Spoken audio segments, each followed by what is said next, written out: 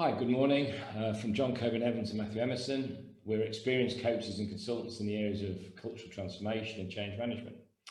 We're here today to talk about our next topic in our team leadership series, the importance of what it takes to really understand being a thought leader and how that fits into the whole scope of work, particularly in a consulting context. So we hope you'll find this interesting.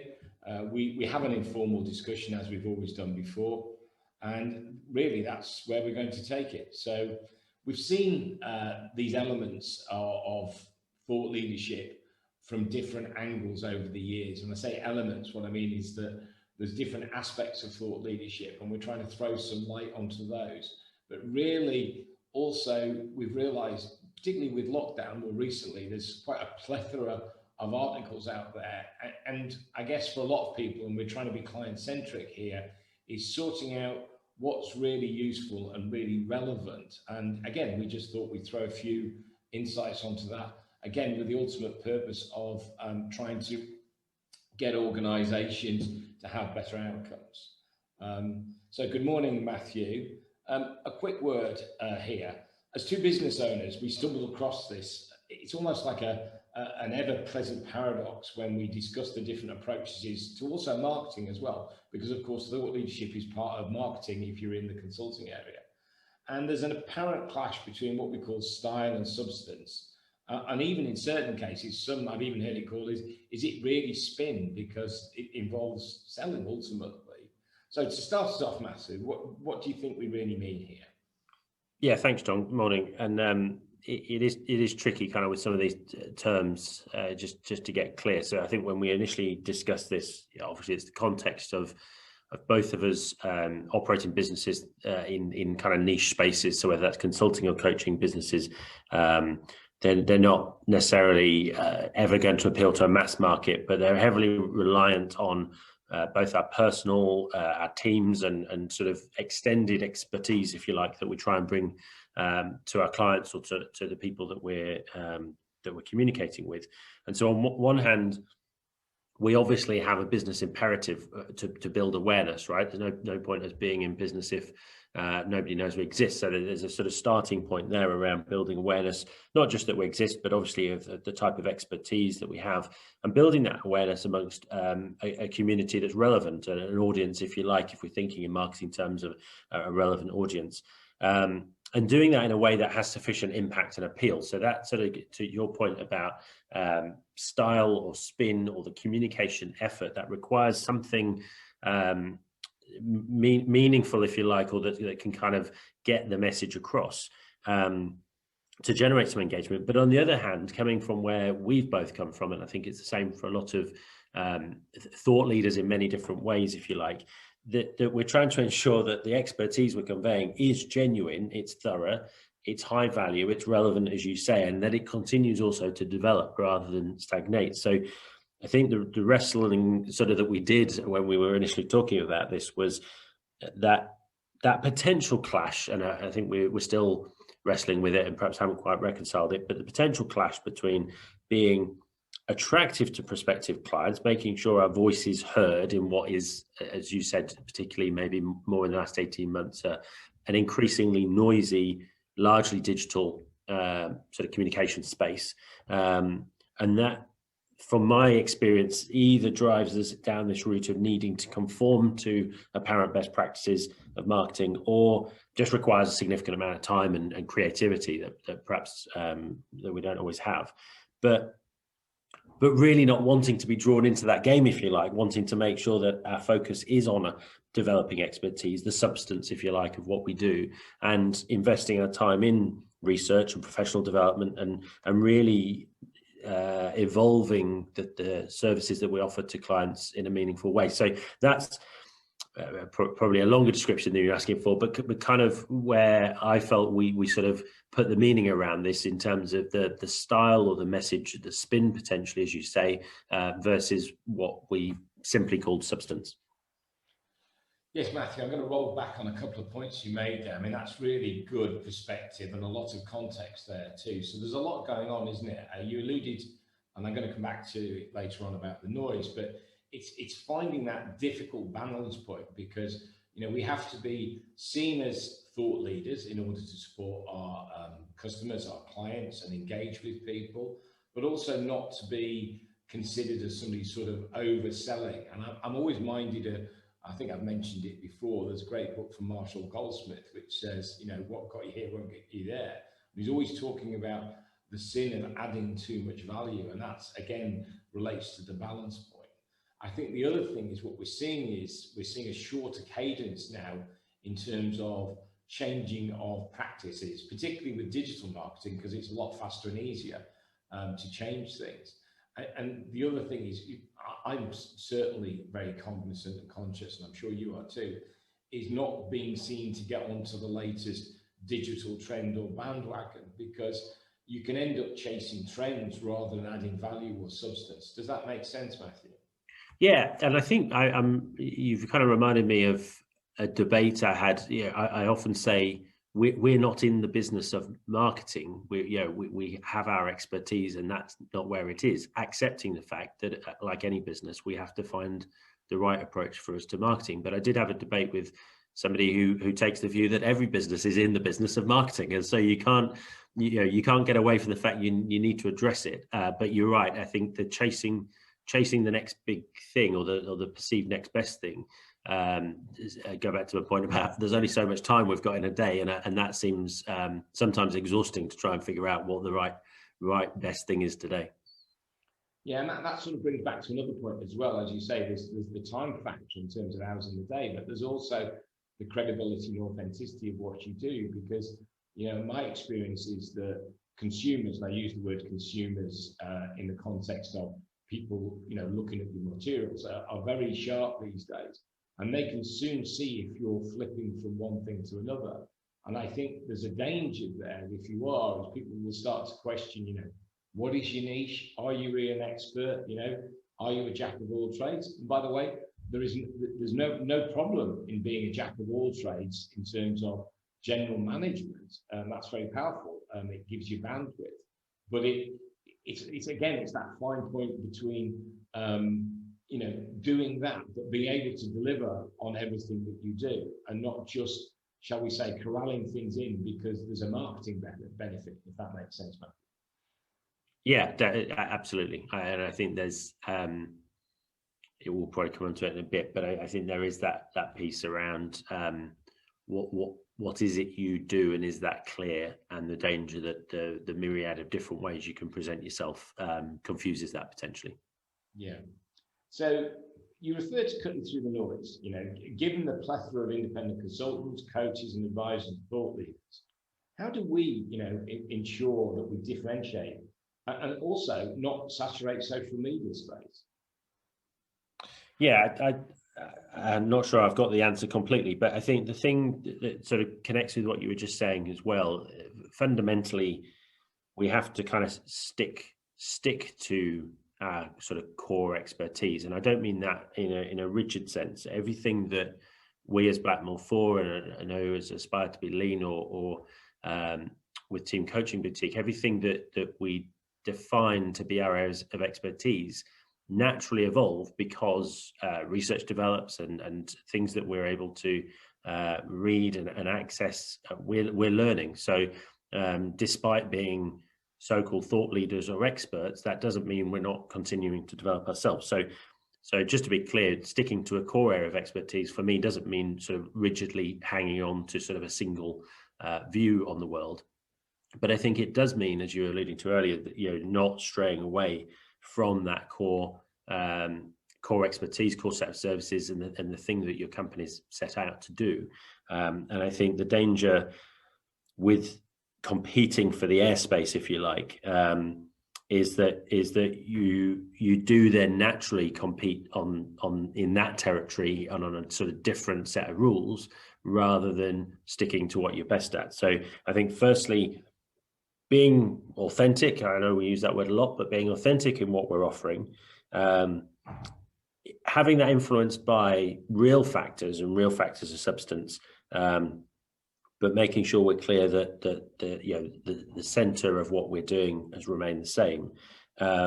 But also then I think key to all of this is reflecting on what it is we're communicating within that, how and who we're trying to communicate, and understanding whether that's really what they want to consume. Again, for want of a better word, we're communicating opinions, perspectives, hopefully many points of insight, but that's only insight if the recipient finds it insightful. So I think I've taken a view personally, and I take the view for Blackmore Four as a whole, that we're generous and as you and I have been, John, trying to just share our viewpoints based on the things that we've experienced and things that we've learned. So there's no issue there for me in terms of sharing that, but we have to work hard to make sure that what we're sharing is actually needed or wanted, and proves to be in some way insightful for the people we're sharing it with. So I think the cutting through the noise is hard, and I'm not sure at this stage that's the battle, if you like, I want to be trying to have. I think the hope I have is that if we continue to develop our expertise, we continue to develop our understanding of the market's needs, then that in itself should go some way to cutting through that noise, although may not be complete. Yeah. So no, some real nuggets there, Matthew. And again, I'm going to come back on a couple of the key points there. So I think in summary, what you're saying is quality over quantity, which is something I passionately believe in, and I've learned through the years in my previous corporate consulting career and now with Aspire2BLean. Delivering a quality result is way more important than volume. And again, I'm thinking back into my operational excellence days, and something again we do in Aspire2BLean is voice of the customer, and that's absolutely key. It's almost sacrosanct, and I know sometimes again it can be overused, it may seem a bit trite, but what I do, and I'm sure you do the same, is every time I'm going down on a path, I check in just to make sure we are meeting the original objectives and outcomes and what the customer needs. We've talked before, haven't we, on outcome versus process and all sorts of other things too. And I think that is as relevant today as it ever has been, arguably more so, because I think as the noise and the hysteresis gets bigger, then staying true to what you're good at and what you can deliver and ensuring that those insights are relevant to the clients is really important. So I guess just following on from that one, Matthew, this is a sort of provocative question, is being authentic and insightful enough, or are there other things that we need to do?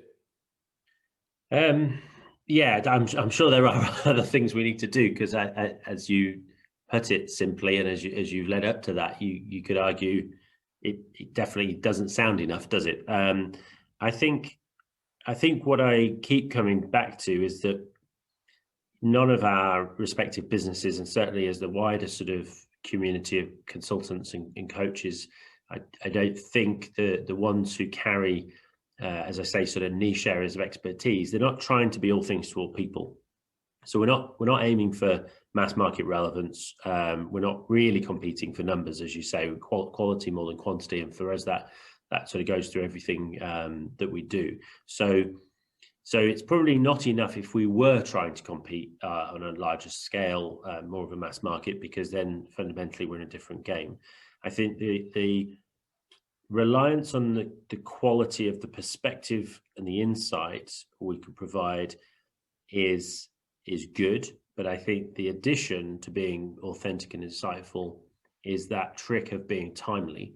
And I think the point you and I have both just made around, the voice of the client, understanding what people actually either need or want, perceived needs, let's say, understanding that is important, but all of this requires a trick of time, which is we've got the relevant expertise to be able to share, and as I say, expertise, whether that's sort of different perspectives, offering a different view or some particular insight on topic. But if that lands at a time that is the right time, not just with the right people and with the right messaging, but actually is the right time because that's a challenge that they're facing in the here and now, that's probably more likely to make the difference, again, in that sort of wide landscape of there being all sorts of messages, all sorts of communication, all sorts of marketing tactics, if you like, at play.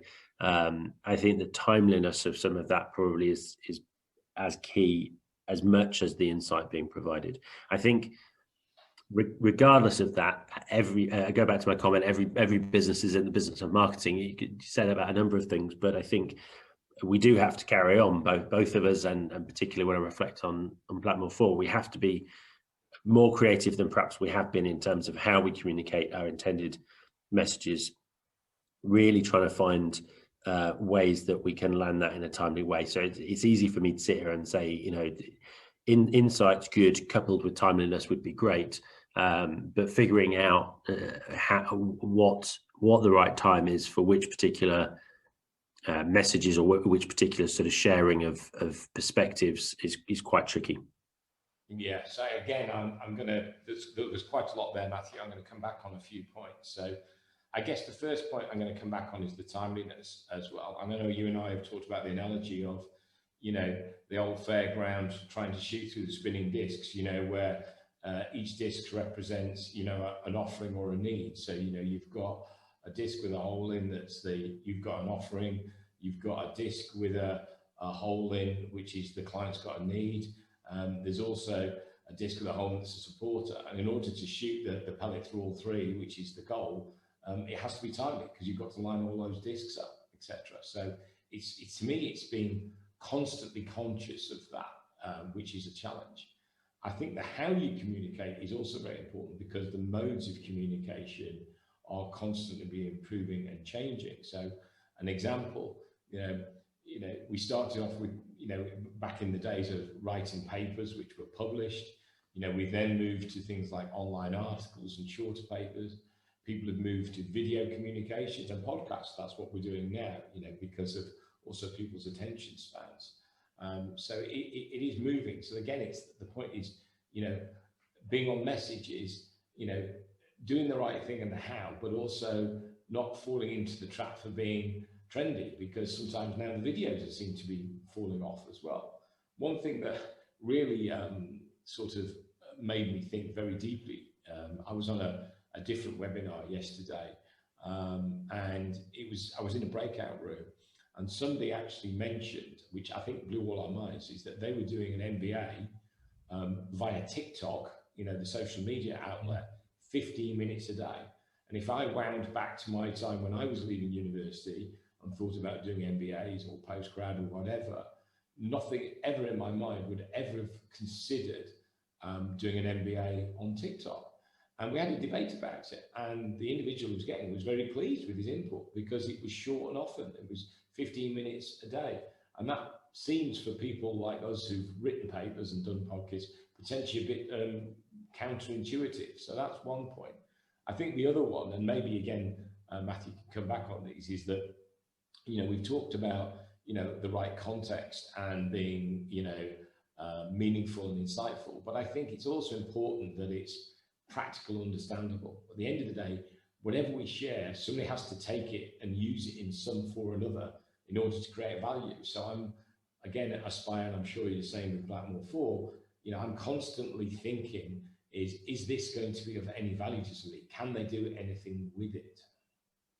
Yeah, and I think to your point earlier about getting real feedback on that, whether it be from colleagues, clients, former clients, how practical, how actionable is it, is good to test with others, because I think we can easily get into our own heads on that one, right?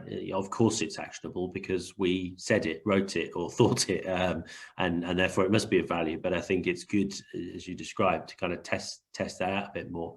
And of course the how point is ever evolving, as you say. I think I'm not sure we'll ever be we Blackmore 4, I won't put that on you, John, but I don't think we'll ever be at the forefront of the next new either marketing vehicle or general sort of business communication vehicle. I don't know that we're in that space, but it is that, as I said earlier, wrestling match between keeping up, which I don't think is a good necessarily use of our time, but different to that, making sure we understand how people are using technology, how people are consuming information, and then how best we can use those channels to communicate with the people we're intending to. So yeah, it is massively changed landscape, obviously, over the last 10 to 20 years, and I suspect it will continue. I think the other thing, just to pick up on, John, you said about the timeliness, the other thing that came to my mind, you provoked slightly, was, sort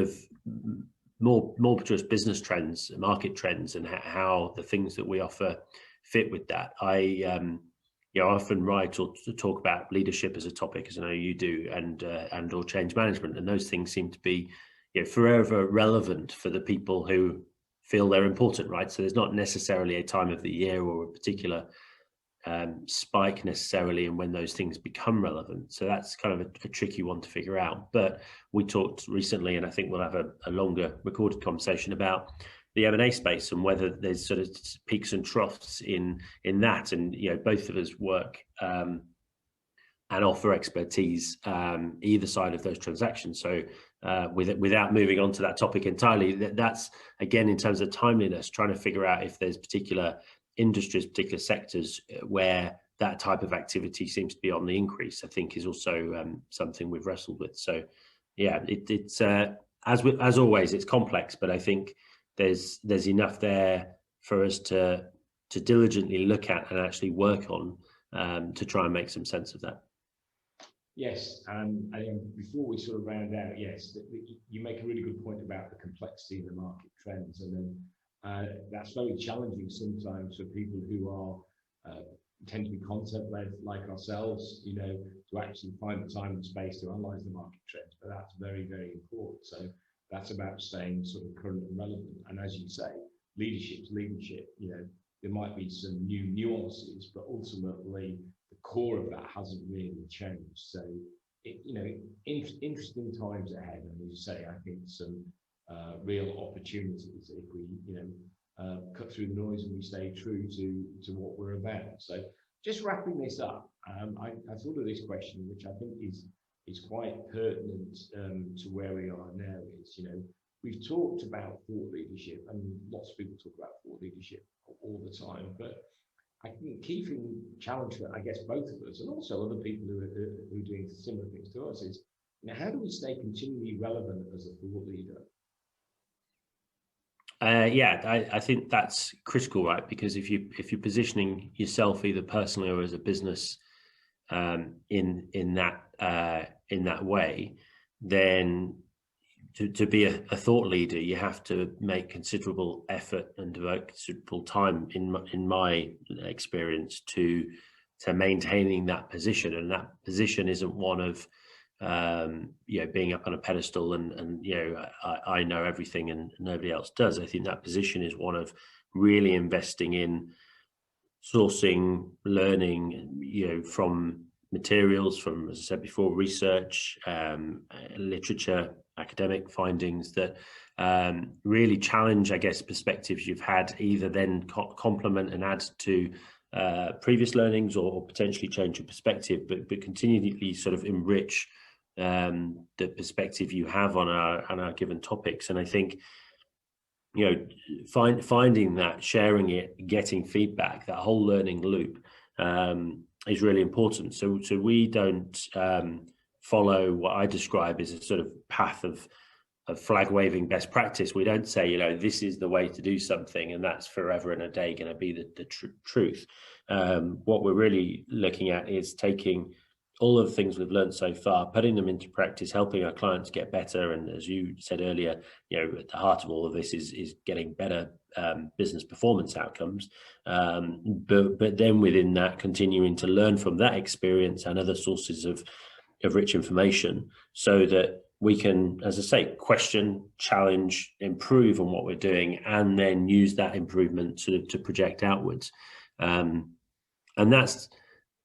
that maybe is marketing in itself, I don't know, but for me it feels different, and is where I'm keen that we continue to invest our time, as well as, in addition to, alongside, if you like, the time we need to take to think through all of those kind of more market-based, intuitively sort of the communication angles and the sort of timeliness, the things we've discussed before. Yeah, so really, again, some interesting points. And I think taking back onto your point around, is it really marketing or is it not marketing? Well, it is, isn't it, to a certain extent? I mean, the way I look at it, it's like a sense of being as much as a sense of doing, right? And the sense of being is probably the marketing piece. And we use that expression in a lot of the coaching we do all the time. It's about being who you are, right? And that's what we're doing, hopefully, with the materials that we produce. So I think that's quite an important point. I think the other thing is, you talked about not being flag waving best practice, and we're quite similar in Aspire2BLean. We tend to pull out the practices or build on the practices, shall we say, and connect them on things that we think are the most relevant, and it begs the question, what is best practice if practices are continually evolving? It was a trendy word used, 10 to 15 years ago, and I suppose it still has some water, in other places. But to me, it's the most appropriate practice for what the clients need, which tracks back to the voice of the customer again. Yeah, and also the business context. I think that point about, things generally are continuing to evolve, but also every business has its own set of variables. So I think, we talk about leadership, we talk about change management, but those things happen in a particular business context. And so that's what I kind of think of when I think about not flag waving best practice. Of course, there are, as we've talked about previously, change management models and certain ways of looking at leadership, but not all of them are applicable in every circumstance. So I think you're right. Best or most applicable approach in the context of whichever business you're working in. Yes. So yeah, just again, before we just finish up, just one final reflection from me on your point about studying, doing research, and being relevant. One of the things I look for in a leader, and I end up coaching a lot of leaders as well as doing the consulting, is curiosity. That's a big positive soft KPI. And I know I'm working with a few people at the moment. The more curious they are, I believe, the more capable they'll be because of the self-learning. So it's not, it's what we have to do as consultants, but it's also what our clients have to do.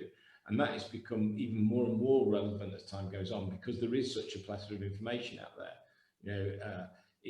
I remember a great expression is, and it's just coming to mind now, that past performance isn't a predictor of future greatness. And a lot of people now are thinking is they're not looking at CVs, for instance, when they're looking at future leaders. They're looking at their ability to learn, be open-minded and be curious.